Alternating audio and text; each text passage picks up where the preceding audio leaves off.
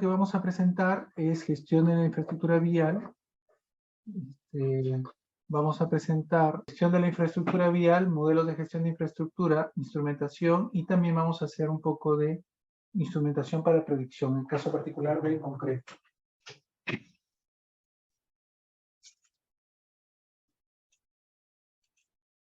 Sobre gestión de infraestructura vial, podríamos decir que la infraestructura vial es bastante extensa como definición. Nosotros estamos acostumbrados a ver infraestructura vial relativa a los pavimentos, a los puentes, viaductos, estaciones de transporte en general, ¿no? Y está relacionadas de manera particular a algunos elementos cotidianos como las vías urbanas, las carreteras, las ciclovías, el transporte público, las ferrovías, que tienen muchos elementos en común con otro tipo de infraestructura carretera, por ejemplo, y los puentes, que pueden ser vehiculares, ferroviarios, peatonales.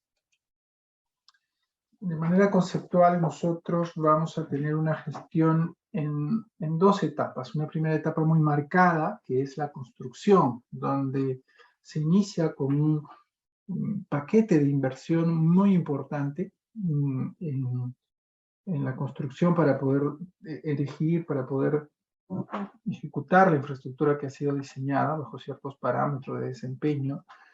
Y luego ingresamos a un periodo que le vamos a llamar de mantenimiento, donde se va, digamos, haciendo o tratando de conservar en condiciones operacionales, operativas, la infraestructura. Nos vamos a dar cuenta que a lo largo de ese mantenimiento la infraestructura va a sufrir deterioro, va a disminuir en su desempeño original y se van a requerir acciones de reparación de la estructura con el paso de los años. Y este ciclo se va a ir repitiendo con reparaciones cada cierto tiempo o cada tiempo, ¿no? Si nosotros no somos lo suficientemente cuidadosos sobre la reparación y no lo hacemos a tiempo, digamos que la reparación programada para este periodo la hacemos en este periodo, es probable que podamos entrar a una acción muy tarde y ya la reparación no sea eficaz si no se necesita una reconstrucción o lo que se llama también reemplazo de la estructura. Entonces, es muy importante estudiar el periodo en el que se tiene que ejecutar las reparaciones. El mantenimiento es diferente de la reparación. La reparación es devolver la funcionalidad lo más cercano a la condición original que se ejecuta durante la construcción. El mantenimiento no tiene esa vocación. Cuando se hace gestión de infraestructura, se parte de la filosofía MRR, mantenimiento, reparación y reemplazo o reconstrucción. Hablemos del proceso de deterioro. Imaginemos que tenemos una obra, se ha terminado, se acaba de construir, se está pavimentando, se va logrando el objetivo y se van midiendo los parámetros de diseño y de desempeño, se van tomando las medidas, en este caso la densidad del asfalto, el iris, se van tomando todos los componentes que se necesitan para poder certificar que es de la calidad, o por lo menos de los parámetros específicos. Pero al día siguiente empieza el proceso de deterioro de esa infraestructura. Esa infraestructura no va a ser eterna, se hace en un momento, se mide en un momento, se entrega en un momento y a partir de ahí empieza a deteriorarse por diferentes condiciones. ¿Cuáles son los factores que gobiernan el deterioro? Bueno, son muchos. En principio, desde la forma en la que se ha diseñado, ¿cuáles son los valores normativos para el diseño? No es lo mismo diseñar una infraestructura que ha sido pensada en los años 60, en los años 80, en los años 2000 o actualmente, porque el conocimiento ha ido evolucionando. Algunas normas son más exigentes que antes. Las nuevas normas son mucho más holísticas. Las nuevas condiciones de entorno son diferentes con el cambio climático, con las condiciones de contaminación, de polución atmosférica, son muy diferentes a las condiciones originales hace 20, 30 años. Recuerden que las estructuras se vienen construyendo de forma permanente y el desarrollo de una sociedad depende mucho de qué tan bien la infraestructura pueda servir de articulador de una economía productiva. De ahí la importancia de la infraestructura, en particular la infraestructura vial. Pero no es solamente la norma, también son los materiales. ¿Qué tipo de materiales hemos usado? ¿Qué tipo de canteras se han usado? Estos materiales han respondido a diferentes condiciones de durabilidad, por ejemplo, como es la reacción álcali-sílice. Se han hecho ensayos de abrasión, son suficientes para la abrasión, para la durabilidad, de fragilidad. Hay una serie de normas que se tienen que cumplir. El proceso constructivo es muy importante. Para el caso en particular, por ejemplo, del asfalto, se tiene que verificar la densidad. Si no se ha logrado la densidad, se tiene que repasar y se tiene que volver a compactar hasta lograr la densidad. En el caso del concreto, tenemos que verificar que, por ejemplo, se haya podido lograr una vibración correcta, una uniformidad, que se hayan podido respetar los recubrimientos. Puede sonar muy pequeño el asunto de los recubrimientos, pero en el estudio, en la experiencia, el recubrimiento termina siendo un factor clave para la protección de la infraestructura. Lo vamos a ver hacia el final de la exposición para que entiendan la importancia del recubrimiento en la durabilidad de la infraestructura. Y si no hemos sido vigilantes, si no hemos colocado los dados para poder medir si el recubrimiento es de 2.5, 3 o 4 centímetros como mínimo para poder asegurar que no exista un proceso de deterioro posterior, no va a durar la infraestructura. Vicios ocultos que pueden ser intencionales o no intencionales, quiere decir que el constructor se ha olvidado o ha ocultado, intencional o sin intención, de hacer algunos procesos y que no son visibles, ¿no? Por eso son vicios ocultos. Y que eso también puede impactar en la durabilidad de la estructura. Luego al final voy a contestar las preguntas para mantener un hilo de... Pero por favor pueden escribir con todo. Los drenajes.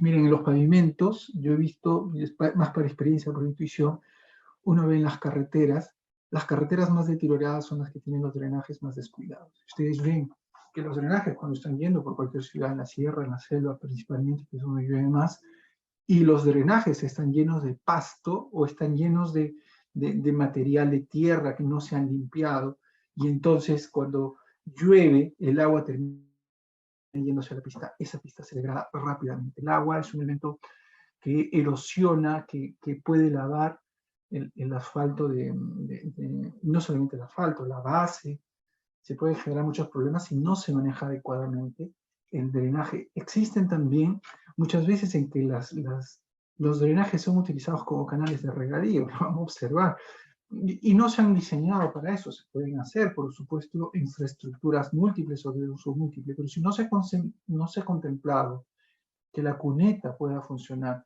como un sistema de regadío, eso luego puede tener consecuencias sobre la estructura, sobre la carretera. En cuanto a la operación, hablemos del entorno. No nos hemos dado cuenta, no lo percibimos. Hace 30, 40 años, casi 50 años, en los años 80, digamos, yo era niño aún, los niveles en esas épocas, los niveles de concentración de gas carbónico, de dióxido de carbono, estábamos en el orden de los 150 ppm.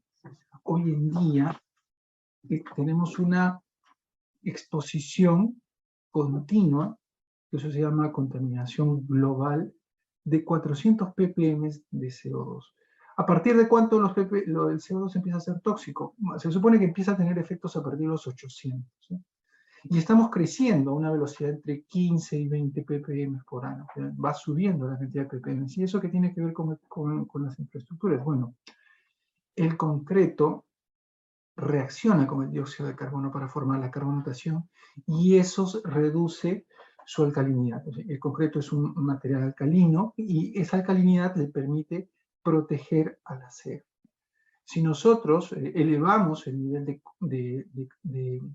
de dióxido de carbono de la atmósfera, en este caso por los efectos antrópicos del cambio climático, las estructuras de concreto se van a degradar de manera más. El uso, o sea, naturalmente, si esto ocurre principalmente en carreteras, y las carreteras son usos por carga pesada, no prevista. Por ejemplo, si la norma habla de 30 toneladas de carga máxima y entonces hay personas o transportistas que están transportando 40, 50 toneladas, naturalmente están generando problemas, ¿no? Y por eso se tiene que hacer un control de pesaje en las carreteras para evitar eso, ¿no? ¿Cómo se hace el mantenimiento y cómo se hacen las reparaciones, lo cuales ya hemos conversado? No es lo único de lo que hay que preocuparse. Ustedes van a ver, lamentablemente en nuestras ciudades, no es solamente Lima, en nuestras ciudades nosotros tenemos estas estructuras bonitas, recién hechas, recién fabricadas, entregadas, y los puentes, las pasarelas se convierten en centros de acumulación de basura. La basura es generalmente mala porque genera lixiviación con el agua y normalmente produce ácidos. También, debido a la cercanía con el tráfico, se genera concentración de sulfuros, óxidos sulfurosos que con el agua, con la lluvia, con la garúa, se pueden convertir en pequeñas lluvias ácidas o un ambiente ácido, una humedad ácida que es dañino para la estructura. Y lo que sí es bastante indignante, cuando uno ve como ingeniero civil, al menos yo sufro, no sé, ustedes van a sufrir también, cuando vean cómo queman la basura, ¿no? Y las personas queman la basura en los puentes. Eso es una tragedia porque ninguna estructura está diseñada para el fuego de manera permanente. Y no solamente es el fuego, es la emisión de otro tipo de gases que luego van a generar un deterioro acelerado, ¿no? En estructuras metálicas con mayor razón, y en las estructuras de concreto también existe una calcinación y eso puede aumentar o acelerar el deterioro de las estructuras, ¿no? Y existen otras cosas que también son de conservación y que tienen que ver con las personas, pues, ¿no? Las personas hacen la pichi donde sea y aunque no lo crean, los orines acumulados generan corrosión tanto en los puentes metálicos como también en los puentes que puedan ser de concreto. No hagan ustedes la prueba, echen un poco de vinagre, eso se lo hacemos en el curso ahí en la uni, hacemos una pruebita, ponemos unos tornillos, le echamos vinagre y van a ver que en un día el tornillo se ha degradado rápidamente, ¿no? Y ¿qué es el vinagre? Pues es el equivalente, o tiene el mismo nivel de acidificación que los orines. Otras cosas que pueden ocurrir durante la administración, la gestión de la infraestructura son esos eventos raros. En Lima es muy frecuente el choque de los vehículos contra una infraestructura. Acá, claramente, bueno, el camión no sabe leer, pero se supone que el chofer sí sabe leer, ¿no es cierto? Que dice altura máxima 3 metros, naturalmente. Y el chofer ha decidido explorar o hacer una medición in situ y, bueno, no ha pasado y ha terminado en esta condición de un accidente, ¿no?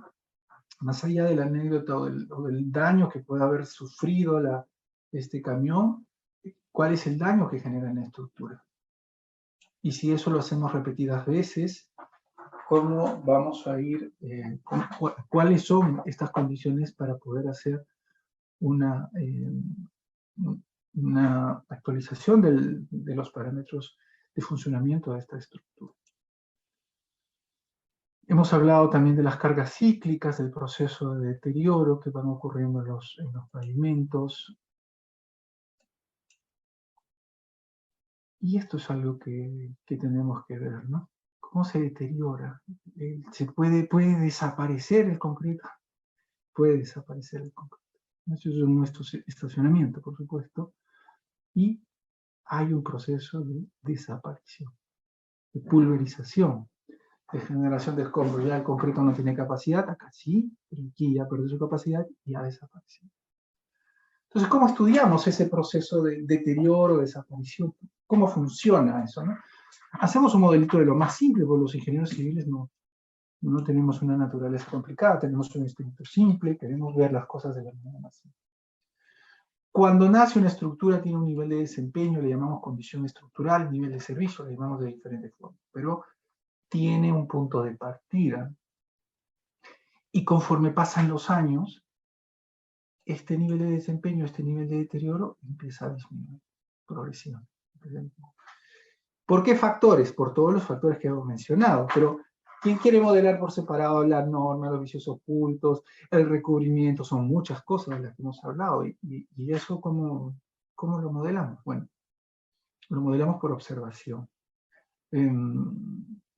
Lo que ocurre y lo que podemos observar es que todos esos factores combinados nos dan una curva de deterioro de esta naturaleza, ¿no?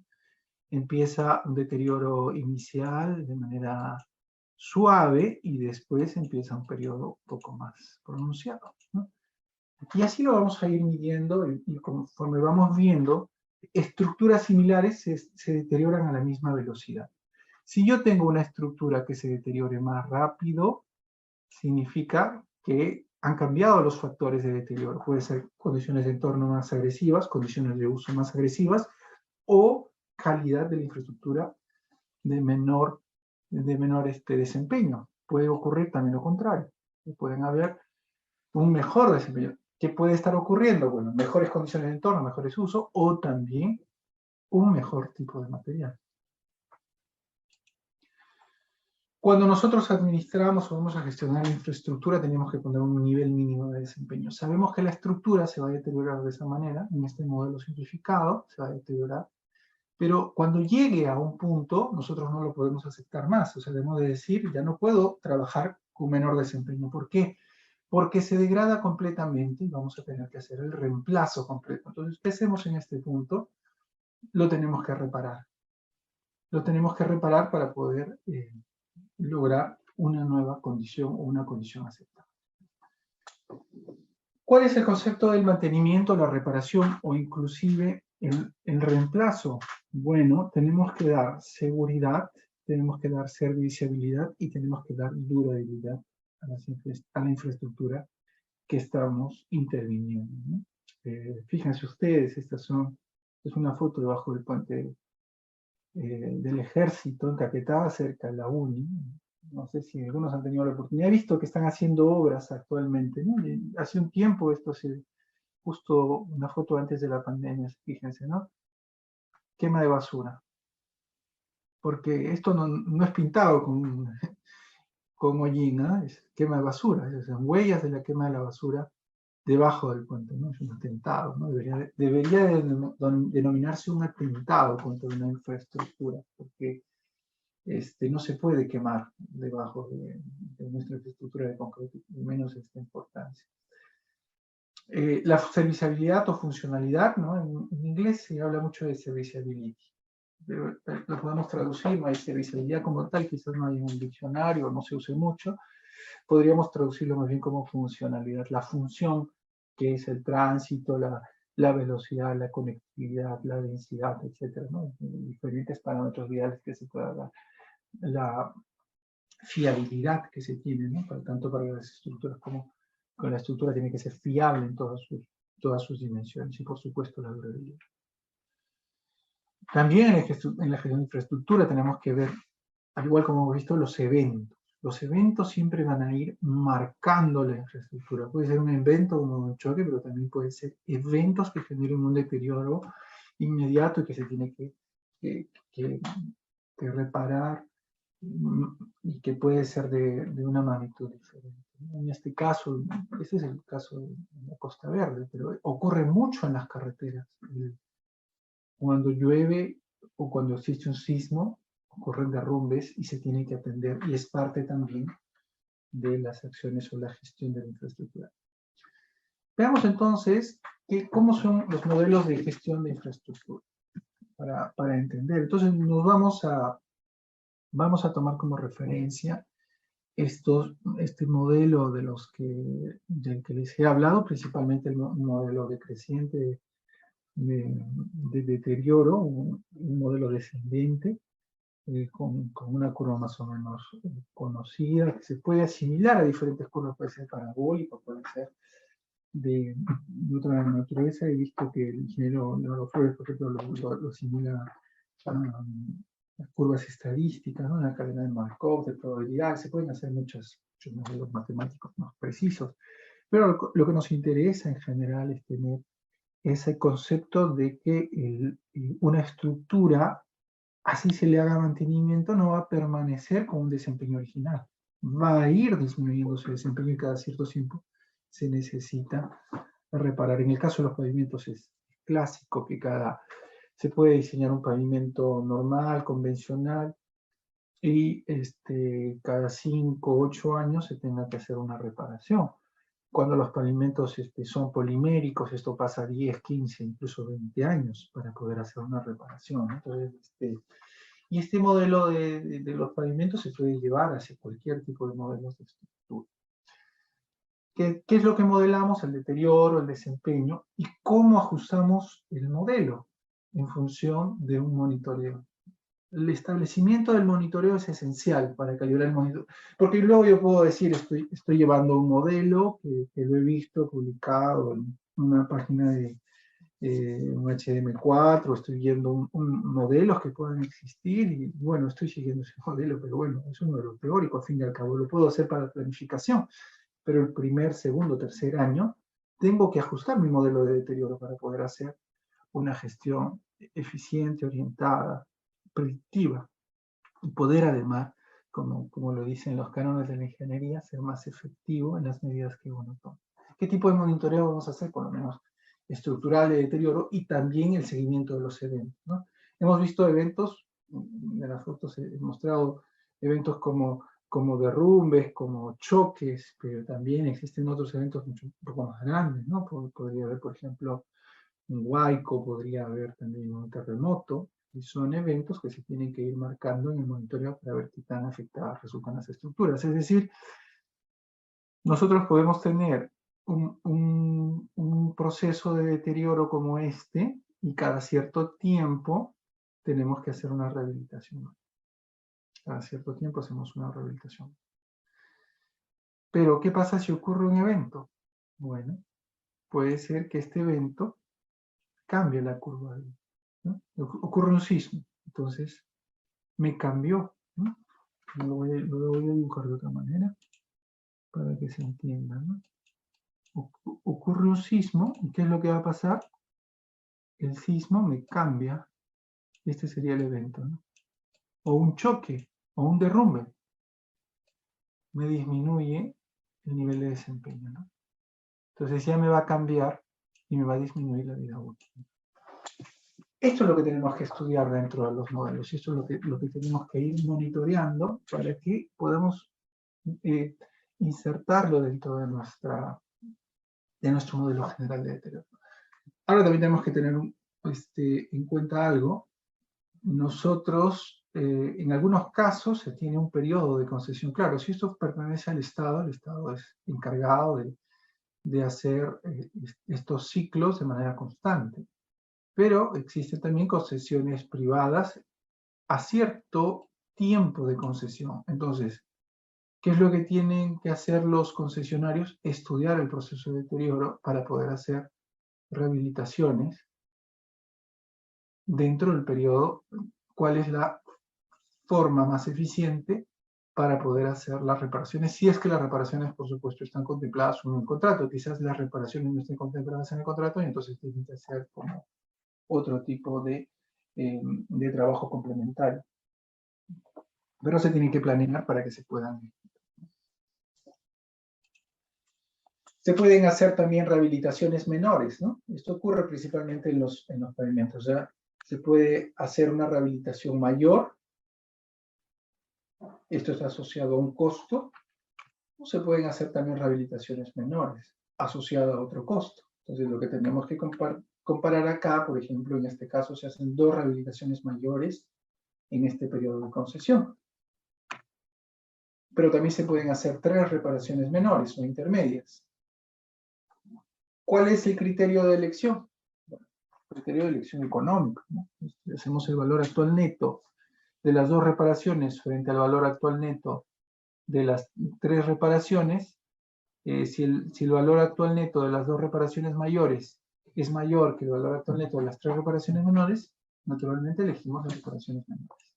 Si ocurre a la inversa, que el valor actual neto de las 2 reparaciones mayores es menor que el valor actual neto de las 3 reparaciones menores, entonces incluimos o elegimos la reparación mayor. Así de sencillo, tema económico, pero tiene que ir asociado a, si no tengo la curva de deterioro, ¿cómo puedo decir cuántos mantenimientos o reparaciones mayores hay? No tengo manera, ¿no? Tengo que estudiar el proceso de deterioro, tengo que tener por lo menos un horizonte para poder hacer esta predicción. Por supuesto, también tengo que hacer a los que son ingenieros de costos, tienen que poder estudiar cuánto es el costo asociado a cada una de las reparaciones para poder tomar la decisión más eficiente. Entonces, es un ejercicio que hacemos en las clases, en la de transportes, y planteamos, ¿no? Es un ejercicio muy sencillo, se tiene un periodo de concesión de 30 años, y en este periodo de concesión de 30 años se parte de un nivel de servicio 6, muy clásico partir de niveles de servicio 6, ¿no? Es como una convención, siempre se habla de 6 niveles de servicio. Entonces se tienen 3 materiales, ¿no? Se puede usar el material A, el material B o el material C.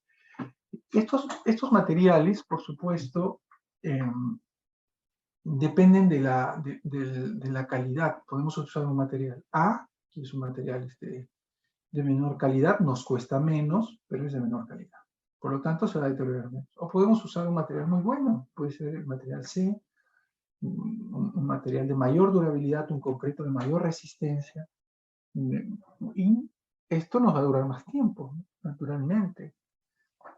Entonces, si hacemos los dos sistemas, uno nos va a durar más tiempo, pero también nos va a costar más.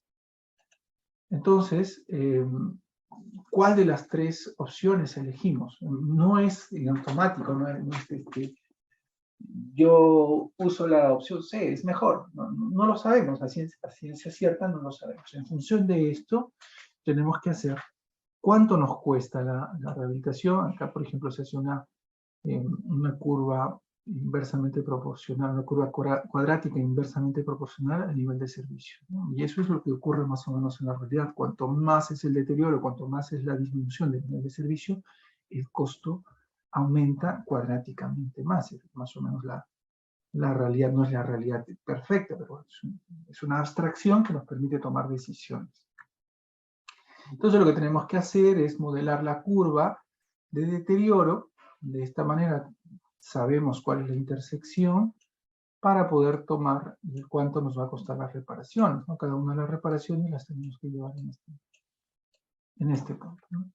En función de las reparaciones hacemos el costo de las rehabilitaciones de cada uno de los modelos y luego los comparamos.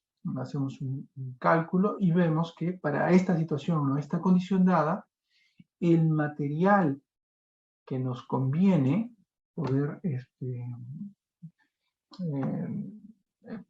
digamos, el material que nos conviene ejecutar para esta condición sería el material C, ¿no? Claro, aquí además estamos jugando con el número de rehabilitaciones. ¿Cuántas rehabilitaciones necesita cada uno de los materiales para poder, para un periodo de 30 años, poder decir cuántas intervenciones se van a hacer en la estructura, y en función de eso se elige el tipo de material o el tipo de sistema estructural? Bien, entonces, tenemos modelos, sabemos que existe una infraestructura vial que está sujeta a diferentes condiciones iniciales, a un proceso de diseño, de construcción, tipo, calidad de materiales, que hay unas condiciones de uso, hay unas condiciones de entorno que a veces van cambiando con el tiempo, no son lo mismo, van evolucionando, y entonces las condiciones de diseño originales incluso pueden tener condiciones no previstas, como el caso de la mayor concentración de dióxido de carbono. Eso lo hemos visto en la primera parte, hemos entendido que eso le afecta a todas las infraestructuras viales. Afortunadamente para los ingenieros civiles, todas esas variables y esos factores se combinan y generan un solo modelo de deterioro en una curva única, de una condición descendente a partir de un diseño, de una condición o un desempeño óptimo. Con el paso de los años existe una reducción que puede ser cuadrática, que puede ser semicuadrática. Eso es parte justamente del estudio que tienen que hacer los ingenieros civiles, para poder ver cómo desciende el desempeño, ¿no? Se supone que en los primeros años todo va a ir bien, los primeros 5 años, dependiendo de son estructuras de concreto, 5, 10, 15 años, puede que todas las cosas estén yendo de maravilla, y de repente la infraestructura, como los achaques de la persona, empiezan a fallar, ¿no? Empiezan a tener achaques las estructuras y se van deteriorando y van mostrando signos de deterioro, de envejecimiento. Y entonces tenemos que pensar en una rehabilitación, estudiar ese proceso de deterioro y hacerlo para diferentes tipos de infraestructura, para diferentes tipos de condiciones, para diferentes tipos de materiales, es parte de la ciencia de los ingenieros civiles. Se trabaja mucho en pavimentos, o sea, en muchos modelos. Con la ingeniera Karen Camarena se hizo hace un tiempo un estudio de este proceso de deterioro para pistas aeroportuarias, por ejemplo, ¿no? Pero así como existen para los pavimentos, que es bastante estudiado, deberíamos estudiar también para todo tipo de infraestructura, porque la curva de deterioro como concepto es igual. Entonces tenemos un modelo de deterioro, y ahora ¿cómo lo calibramos? Porque, bueno, ya me han dicho que bueno, sí existe un deterioro, sí existe una condición y tengo que vigilar ahora, pero ¿cómo lo estudio? ¿Cómo evalúo que realmente, qué tanto se está envejeciendo? ¿Cuáles son los parámetros, ¿no? Ahí entra la instrumentación. La instrumentación lo podemos entender como este proceso de patologías. La infraestructura va enfermándose poco a poco, y digamos los ingenieros civiles nos convertimos en los gerontólogos de las infraestructuras, y vamos a analizar ese proceso de envejecimiento de las estructuras para poder modelar el deterioro y luego para poder tomar acciones de reparación o de reemplazo si fuese el caso, ¿no? Eso es exactamente como ocurre en la medicina. ¿Y la instrumentación para qué nos va a servir? La instrumentación, bueno, si lo comparamos o hacemos un parangón con lo que ocurre en la medicina, la instrumentación será pues el estetoscopio, el termómetro, los rayos X, el estudio de espirometría, etcétera. Todos los ensayos o exámenes que nos hacen hacer cuando vamos a una clínica, bueno, eso es lo que también ocurre en la ingeniería civil. Y ustedes, ingenieros, se tienen que habituar, porque muy pronto, conforme vayan creciendo el número de infraestructuras, vamos a necesitar ingenieros civiles que vigilen el proceso de deterioro y desempeño de las infraestructuras más antiguas. ¿Qué tipo de instrumentación? Bueno, acá yo no he sido exhaustivo, solamente he puesto la instrumentación que yo conozco y que he podido ver y en la que he podido trabajar. Primero, una de las cosas que me ha llamado la atención y lo que venimos trabajando hace ya desde el año 2016, más o menos 2016, 2017, con un proyecto de buses inteligentes que hicimos ahí en la UNI, con el Banco Mundial y también con Airbus. Empezamos a trabajar con lo que son las frecuencias y los acelerómetros. No saben cuánta información pueden tomar el análisis de las frecuencias y de las vibraciones. Podemos hablar, dado que las estructuras, digamos, están en una condición estática, y las vibraciones que ocurren a lo largo de una infraestructura nos pueden dar muchas señales de qué le está pasando. Si es un elemento estructural destinado a ser un elemento estructural rígido, y nosotros hemos medido que debería de tener una frecuencia natural del orden de los 15 Hz, y de repente estamos encontrando frecuencias naturales de 8 Hz, significa que la infraestructura se está deteriorando y está cambiando su frecuencia natural o su periodo natural, y eso es importante conocerlo, ¿no? Entonces, las frecuencias, eso ustedes lo estudian, incluso en ingeniería sísmica, ¿no?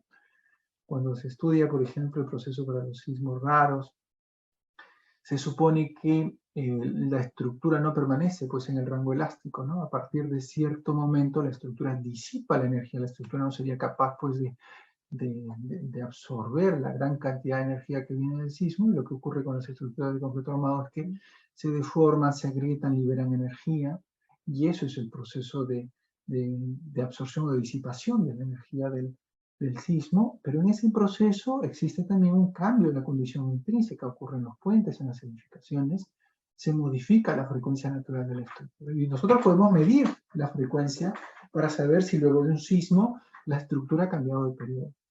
Y si ha cambiado de periodo, es importante poder estudiar, ¿no? Porque ya no estamos en una condición, y como decíamos en un momento, hay una caída en la condición de desempeño y tenemos que ver si tenemos que hacer una reparación. El potencial de corrosión. Bueno, la velocidad pico partícula. ¿Qué es la velocidad pico partícula? Es la amplitud a la que se mueve la vibración dentro del elemento estructural. Esto es muy importante cuando estudiamos, por ejemplo, el impacto de cargas pesadas o cargas con gran frecuencia frente a estructuras sensibles como las subestaciones eléctricas, que son muy, muy sensibles. O cuando tenemos casas, por ejemplo, tenemos que hacer vibración casas, o a veces casas deterioradas, ¿no? A veces, voy a hacer una construcción reciente, hace unos años que se hizo de unos muros y se tenía que hacer unas excavaciones para poder hacer unos muros Milán, y se estaba más o menos a unos 7, 8 metros de unas casas bastante deterioradas. O sea, había un riesgo social de que cuando se hagan las excavaciones, con las vibraciones de las excavaciones, las casas podían tener una afectación. Entonces, ¿qué se hace? Se mide por la frecuencia, en particular la velocidad pico-partícula, que es la amplitud de la velocidad, para poder limitar los daños que pudieran producirse, ¿no? También se utiliza para la medición de explosiones, para hacer radios de seguridad, etc. Son varias cosas que se pueden hacer. El potencial de corrosión nos indica la forma en la que el concreto está todavía protegiendo al acero, y si nosotros tenemos mayor potencial de corrosión, significa que el acero de refuerzo del concreto puede generar o puede estar expuesto a un proceso de corrosión cada vez más evidente. La esclerometría, ¿no? Eso lo hemos estudiado, lo han estudiado ustedes, que es como la varita mágica, ¿no? Golpeo y ya sé cuál es la resistencia del concreto. No es tan mágica, trabajo como un ingeniero muy conocedor de esto, que es el ingeniero Pablo Peña, que es doctor en concreto, y él tiene todas unas curvas, ¿no? Él dice, no, la esclerometría hay que usarlo, es útil porque es bastante sencillo, pero hay que calibrarlo permanentemente, ¿no? Entonces yo voy a una estructura, saco las diamantinas, tengo probetas, y en función de las diamantinas y de las probetas y dónde las haya sacado, voy calibrando el esclerómetro. Entonces hay unas curvas de correlación para poder decir cuál es aproximadamente la resistencia al concreto, y sobre todo en este proceso de auscultación médica, entre comillas, nosotros detectar si existen zonas débiles dentro de la infraestructura existente. El ultrasonido también es muy útil, sobre todo para detectar discontinuidades y para ver cuando no se puede medir la profundidad de las fisuras y de las grietas. El ultrasonido es muy, muy eficiente para que podamos ver si, por ejemplo, en una zona continua o debería ser continua, hay una grieta que puede ir a lo largo de todo el elemento, ¿no? Eso es útil cuando se evalúan vigas o cuando se evalúan losas, ver la profundidad del fisuramiento o del agrietamiento. El cajoneo, que es un poco más manual, la deformación en los suelos, la humedad en el suelo, por ejemplo, bueno, se hacen con piezómetros, en el ambiente también, para saber qué tan agresivo puede ser sobre el concreto. La temperatura del concreto también es muy útil, sobre todo para fenómenos particulares. En términos de agrietamiento, sabemos que cuando existen procesos térmicos puede haber un cambio en la composición química del concreto, pero también pueden haber deformaciones internas diferenciales en el concreto que no han sido previstas, pues uno no diseña no suele diseñar, por supuesto, sí se pueden tomar algunas previsiones, pero uno diseña para cargas, no para un proceso de entropía dentro del concreto que pueden generar otro tipo de fisuramiento. Hay que tener cuidado con esos puntos. La condición exterior, coloración, fisuras, eflorescencias, hundimientos, deformaciones, deflexiones, desprendimientos, escombros. Y esto se puede hacer con videoanálisis, ¿no? El doctor Alan Ayala, que es una persona que estudia y trabaja con tratamiento de imágenes, por ejemplo, ha desarrollado sistemas para poder hacer identificación de deterioro en función de videos o cámaras de videos de alta precisión.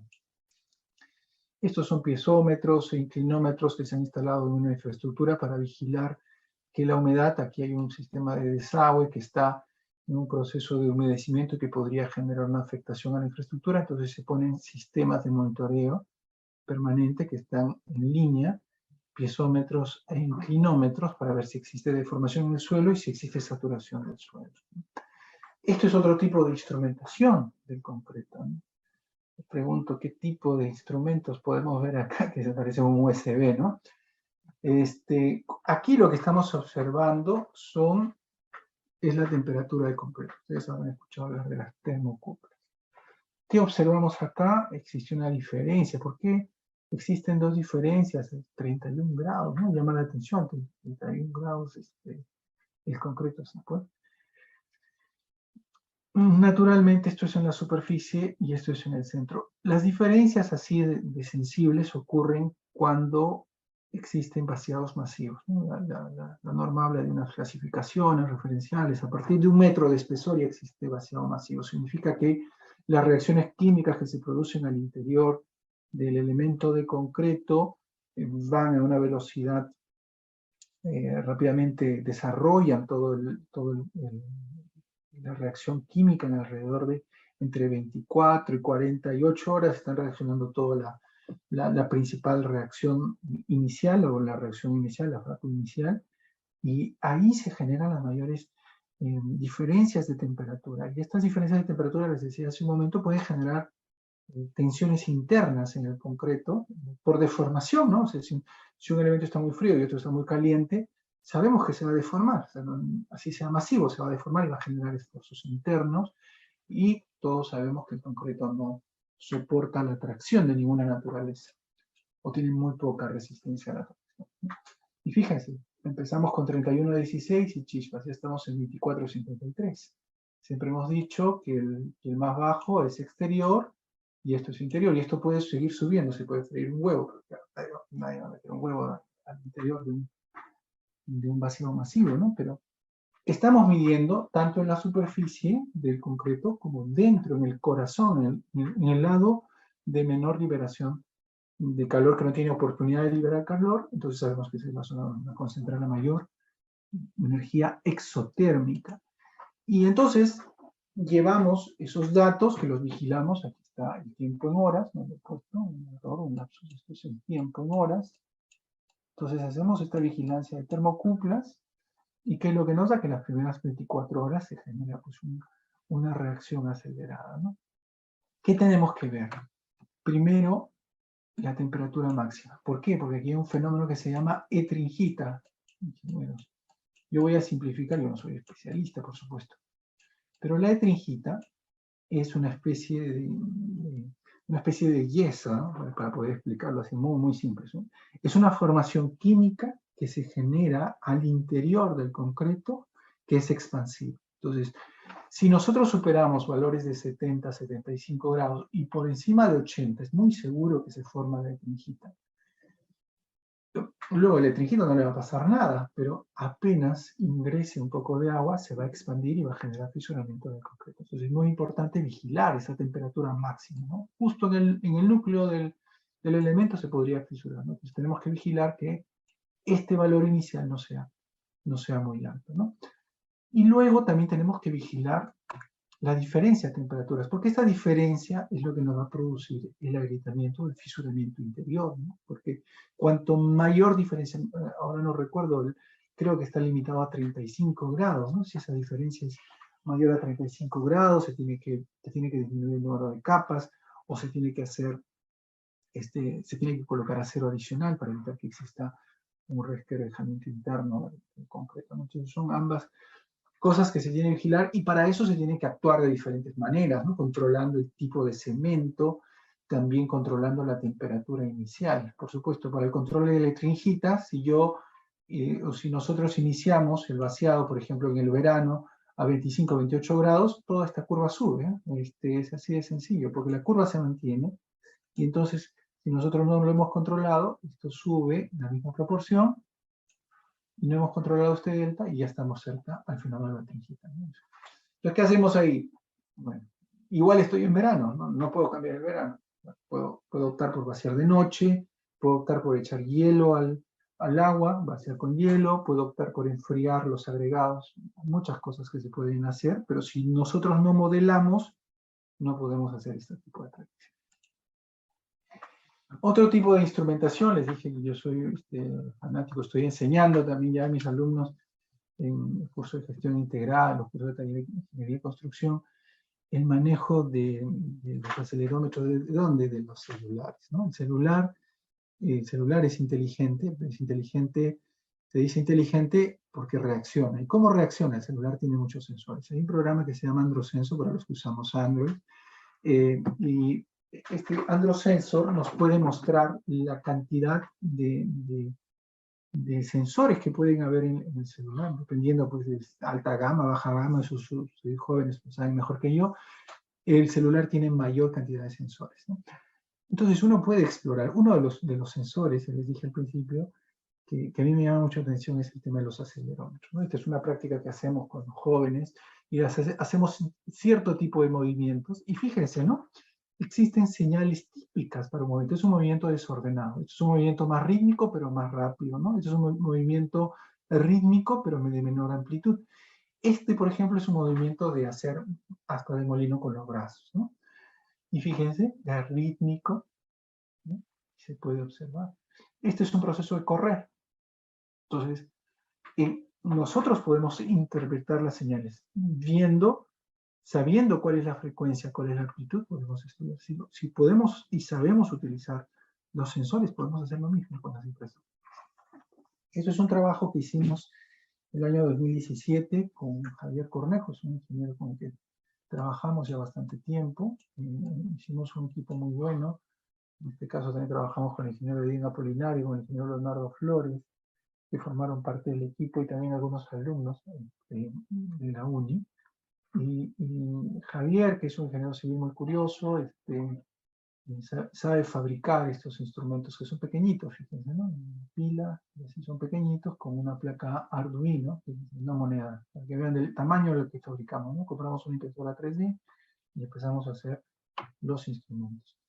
En este caso, esto es un proyecto con el Banco Mundial y con Airbus. Instrumentamos los buses. Claro, por supuesto hay cosas que nosotros no desarrollamos. Por ejemplo, esta es una antena Quimeta que genera una señal de internet directa con el satélite. Eso no hemos diseñado, nosotros hemos diseñado las cosas más básicas, ¿no? Los acelerómetros, para poder medir, no al bus, sino medir la carretera. Y hemos podido hacer una auditoría de más de 1000 kilómetros de carreteras, más de 500 kilómetros de carreteras, casi en tiempo real.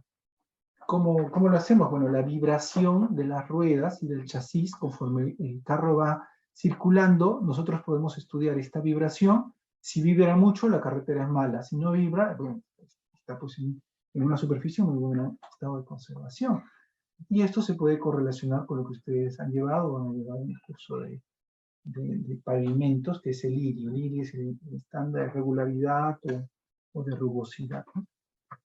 Entonces existen diferentes tipos, estos se llaman rugosímetros, que es la forma en la que se mide la calidad de los pavimentos.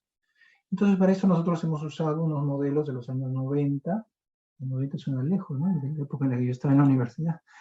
En los años 90 se desarrollaron estos modelos que se llaman cuarto de carro. ¿Por qué cuarto de carro? Porque el modelo cuarto de carro se dice porque utiliza una llanta de cuatro llantas, ¿no? Entonces instrumentamos una llanta de un auto y, fíjense, transformamos la llanta, la parte baja, la modelamos como un resorte, y entre el chasis y la llanta asumimos que existe un resorte, el cual existe también, y también un amortiguador, que también existe. Entonces, ¿cómo nosotros podemos saber cuál es la forma? A nosotros no nos interesa en realidad la vibración del carro, nos interesa un poquito. Lo que nos interesa es la forma que tiene la superficie por la que circula el carro. Entonces, ¿cómo le hacemos? Si nosotros medimos el movimiento del carro y medimos el movimiento de la rueda, y además de estas dos mediciones, podemos saber que los factores de resorte y de amortiguamiento son más o menos, o mejor dicho, son constantes, y la masa del vehículo es constante, salvo en un bus que suben y bajan los pasajeros a veces.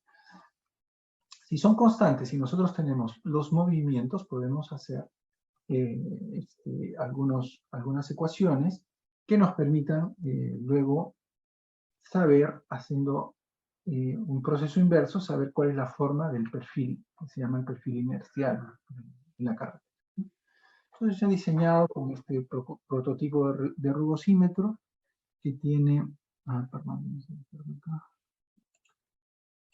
que tiene pues estos dispositivos que son bastante pequeñitos, los hemos hecho con dispositivos Arduino, ¿no? La placa Arduino, esta es la placa Arduino, y acá se colocan los diferentes sensores que luego van a ir fijados según lo que les he comentado. Para esto hemos usado nuestro campo de operaciones, o para ustedes también va a ser un campo de operaciones, sigue siendo un campo de operaciones de nuestra querida universidad, el campus. Hemos hecho más o menos desde química hasta pasando la residencia, hemos podido hacer la calibración, ¿no? ¿Y cómo lo hacemos? Pues no hay nada mejor que me este es Javier Cornejo, es Edwin, no recuerdo ahorita su apellido, es un muchacho también muy inteligente de la Facultad de Ciencias y también estudiante de la universidad. Y con ellos hemos hecho la calibración, la medición con el Merlin, y hemos podido hacer el IRI, digamos, de manera manual, entre comillas, y con el IRI, con los resultados del IRI,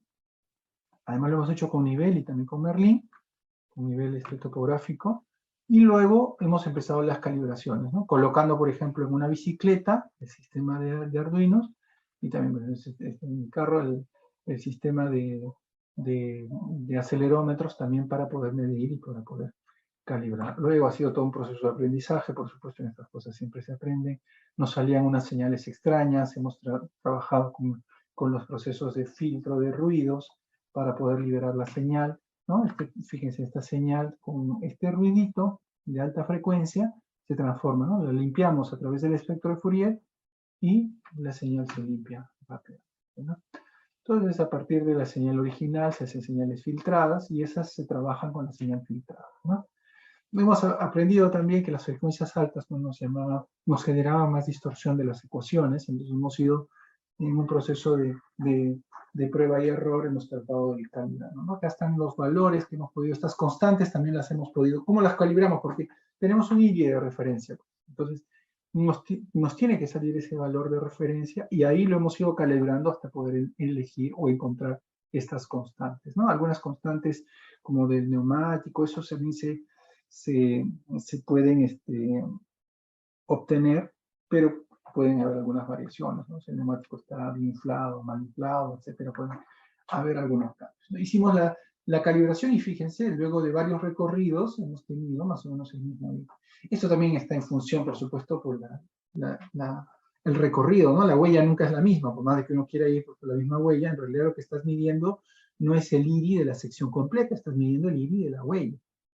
Entonces, eso también puede cambiar un poco, ¿no? Pero si vemos, estamos en el orden del 9 y pico, un IRI, este es el IRI, y cuando lo hemos hecho con Merlin y cuando lo hemos hecho con nivel, nos salía el mismo IRI. Entonces ya el sistema estaba calibrado, ¿no? Con el auto hicimos lo mismo y luego hicimos la prueba en una infraestructura pública, en este caso es la línea amarilla. Hicimos las pruebas, las variaciones todavía eran importantes, ¿no? 16, 15, 8%. Puede ser porque esto es un pavimento rígido, tiene que ver mucho con las juntas, en el pavimento rígido hay muchas más juntas. En esta infraestructura encontramos que habían algunas tapas de alcantarilla, en fin, fuimos afinando el modelo. Ustedes ven las fases de prueba, ¿no? Aquí están los diferentes recorridos en las señales. Y luego hicimos el monitoreo a través del bus de TEPSA, ¿no? Esto es un ejemplo. Afortunadamente el MTC nos prestó una medición de IRI que habían hecho en ese momento 2 meses antes de que nosotros hiciéramos el proyecto, 2 meses o 6 meses antes, y nosotros podíamos tener un IRI de comparación para ver si nuestro sistema estaba evaluando bien, ¿no? Estos son los resultados, se parecían mucho. Aquí encontramos algunas diferencias que pueden ser producto de que existe pues una etapa de buzón, algunas zonas que en algún momento no se han medido con uno u otro sistema, pero el promedio era muy parecido, ¿no? El IRI medido por el MTC era 1.28, el nuestro 1.31, una desviación del 2%, lo cual hacía que nuestro sistema de sensores entre en una calibración de tipo 1, según el Banco Mundial, de los rugosímetros más precisos, ¿no? ¿Cuánto cuesta un rugosímetro? Para que se hagan una idea, en el mercado un rugosímetro de esta calidad cuesta $25.000, ¿no? Nosotros lo fabricamos, el tipo Javier, el mío cuentan también, pero si no contasen, lo fabricamos por menos de $500. Entonces, pudimos probarlo, hicimos la exposición también en ese momento en el banco. Bueno, ya estoy en el límite del tiempo. Les voy a contar un par de cosas más, voy a tardar 3-4 minutos, no más que eso. Este es un sistema que hemos implementado de gestión de infraestructura para la línea 1. Y con los acelerómetros, con Javier Cornejo siempre, hemos trabajado en instalar los acelerómetros en algunas estaciones del metro. Y aquí están las estaciones que están instaladas. Y en función de estas estaciones, nosotros podemos medir la intensidad de los sismos. ¿Por qué es útil esto? Porque pese a que nosotros tenemos, por supuesto, unos mapas muy precisos de cuáles son las aceleraciones que nos da el SISMIT, ¿no? El SISMIT nos da más o menos 12 horas, o 6 horas, 8 horas después del sismo, nos envía un correo, no sé si ustedes están inscritos, de la Red Nacional Acelerográfica, muy eficiente, y te da un análisis completo de cuál es el mapa, dónde se ha movido más la ciudad, ¿no? Pero entiendan ustedes que una infraestructura como la del metro tiene que tener una respuesta rápida, casi inmediata. Y se está moviendo 60.000 pasajeros hora, ¿no? Entonces, ¿cómo detienen o no detienen la operación? Trabajamos en esto porque en la respuesta teníamos inicialmente un protocolo basado en intensidad del sismo, pero eso pues varía pues con la ciudad, con el lugar de la ciudad, con la distancia del epicentro, con el tipo de sismo, si el epicentro está al norte, al sur, etcétera, ¿no? Y además que es una línea de 33 kilómetros. Instalamos los sensores, y fíjense, este es el último registro del 12 de mayo. Y los registros no son uniformes, ¿no? La de Bayova registró 74 grados. Una referencia, el sismo del 66 tiene más o menos 250 grados, ¿no? Estamos hablando de que este sismo es importante en términos de aceleración. Frente al sismo de Bayova, no todos han tenido la misma respuesta. ¿Contra qué comparamos, no? Por ejemplo, si lo comparo contra esto, podré decir que el sismo del 66 ha sido pues el 10%. Si lo comparo contra esto, tendré que decir que es el 25%. O sea, las respuestas en la ciudad sabemos que dependen mucho más del tipo de suelo y del tipo de infraestructura. Y eso nos lleva pues a diferentes tipos de respuesta también para el metro, ¿no? Dependiendo de los niveles de aceleración, no se requieren tomar acciones, o se tiene que hacer pues una inspección estructural detallada y se tiene que detener el recorrido del tren. Es una medida drástica, ¿no? Si es necesario, se tiene que hacer. Algunas otras cosas que se pueden trabajar, que hemos estado trabajando, es biovigilancia y también el estudio de la forma, ¿no? Por ejemplo, es un bus que está dañando progresivamente, pero un camión que está dañando con la carga alta, ¿no? Se podrían vigilar las estructuras con videovigilancia para detectar si podríamos tener un sistema de videovigilancia anticipado y se podría ver esto, se podría lanzar una señal, una chicharra que le diga, oye, te estás por chocar, ¿no? Hay otras medidas más draconianas, poner un pórtico de sacrificio, entonces que se choque contra el pórtico y no contra el puente, porque el puente es mucho más caro. También hemos usado videocámaras, esto es en la intersección, hay unas videocámaras que hemos comprado ya hace tiempo con un proyecto de investigación de la UNI, que lo hemos instalado en el CEPS. ¿Para qué nos sirve? Para poder estudiar la formación de colas, el tráfico, el flujo peatonal, y se pueden hacer estudios de microsimulación, en lo cual los muchachos de la UNI son bastante buenos. Finalmente, lo último, un minuto para esto, la instrumentación para predicción. A ver, aquí hemos trabajado siempre en el proceso de deterioro, ¿no? El proceso de deterioro es muy complejo, pero los ingenieros civiles necesitamos tener modelos sencillos para poder entender. Este es el modelo sencillo para entender la carbonatación, que de por sí es un proceso complejo. La profundidad de la carbonatación es una proporción, un factor constante, en función de la raíz cuadrada del tiempo en metros. Sencillo la fórmula, ¿no? ¿Eso que nos da? Si nosotros, por ejemplo, tomamos, dependiendo del tipo de concreto 24.5 megapascales, con un contenido de agua cemento de 0.55, 0.6, tenemos que el K es aproximadamente 3 milímetros por año. A partir de esto, desarrollo una curva de carbonatación. ¿Por qué es importante esto, ingenieros jóvenes? Porque nosotros tendríamos que tener en cuenta que si yo tengo mi recubrimiento en esta zona, fíjense, estoy dibujando el recubrimiento, estoy dibujando los fierritos. ¿Cuánto tiempo me va a durar antes de que empiece el proceso de corrosión? 11 años. Si lo pongo a 25 centímetros, me puede durar 30 años. Esta es la importancia del recubrimiento. La protección que le pueden dar a sus varillas acero, ¿no? Si lo has puesto mal, si no, te has equivocado, no has puesto los daditos para poder el recubrimiento, mira la afectación. Y eso tiene que ser por el 100%, porque si tú no lo haces bien en una zona, en un elemento, debilitas eso. Para eso hemos construido y estamos probando, esto es una investigación en curso, una cámara de carbonatación donde vamos a levantar el nivel de concentración de CO2 de los 400 ppm, tenemos capacidad para levantarlo hasta 40.000 ppm, o sea, por 100 veces la concentración de CO2. Y eso nos permite acelerar el tiempo de deterioro. Es decir, que yo en pocos días podría simular un año. ¿Cuál es la ventaja? Que en algunos meses, por ejemplo en 3 meses, podría simular un periodo de varios años. Esto, por ejemplo, en una exposición de 2 días, con 40.000 ppm, ya hemos logrado simular un año, ¿no? Estamos en 2.4 milímetros de carbonatación.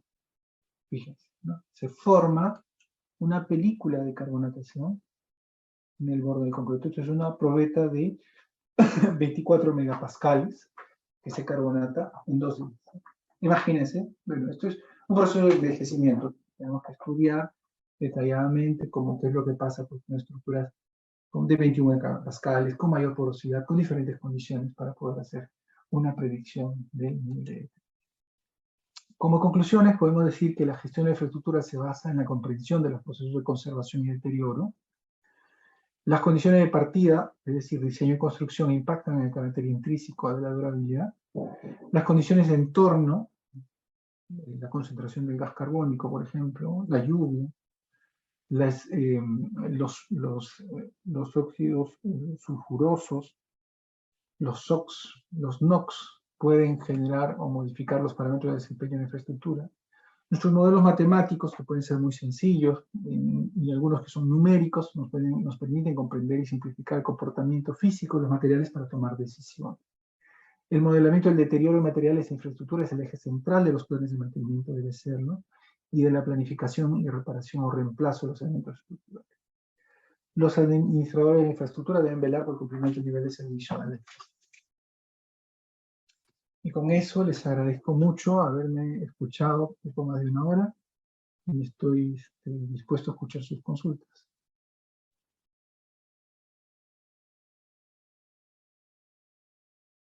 ¿Se puede determinar el tiempo real entre la construcción y el inicio del deterioro del pavimento, o sea, el asfalto del concreto? El tiempo real, pues, hemos dicho que el tiempo inicial de deterioro empieza el día 1, cuando se entrega la obra. Ahí está empezando a deteriorarse.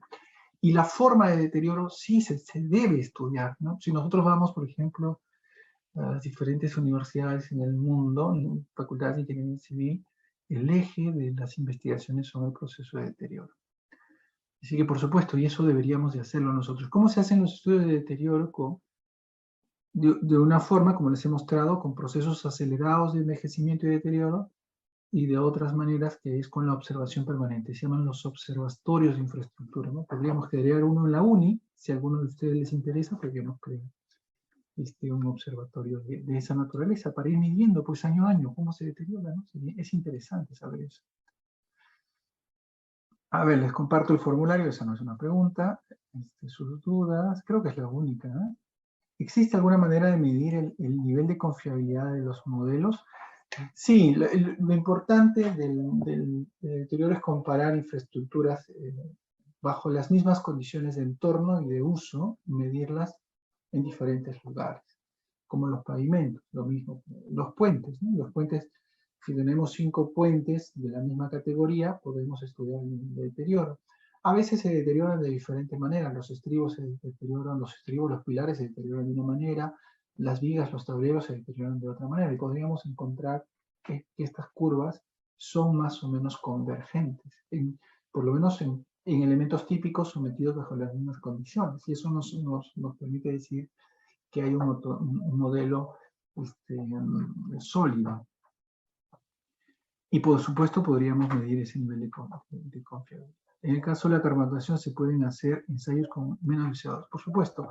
Miren, la norma, nosotros hemos buscado normas aplicables. Existe una norma británica que es la única norma estandarizada que hemos encontrado dentro de la bibliografía. Y esa nos pide medir con 1%, o sea, con 10.000 ppm. 10.000 ppm, digamos, es 25, ¿no? Claro, 25 veces la concentración normal o real de la atmósfera. Y nos dice que más o menos esa concentración de 10.000 ppm simula en un mes, simula un año. Un mes, un año. Y eso nos permitiría tener ciertas condiciones. Pero eso se tiene que calibrar. La realidad supera los modelos teóricos de la teoría. Entonces, tendríamos que estudiar,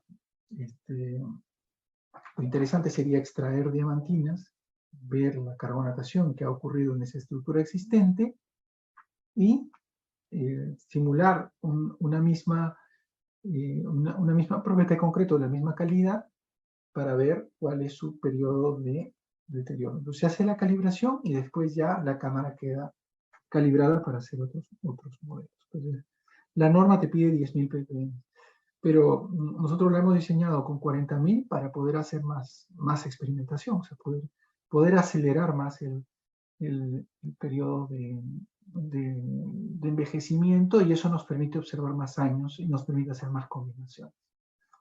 Pero sí, por supuesto, uno puede experimentar a menos ppm, nada se lo impide, y la norma es a 10.000, ¿eh? No es a 40.000. Muy bien, esas son todas las preguntas que tengo. No sé si tenga alguna pregunta más.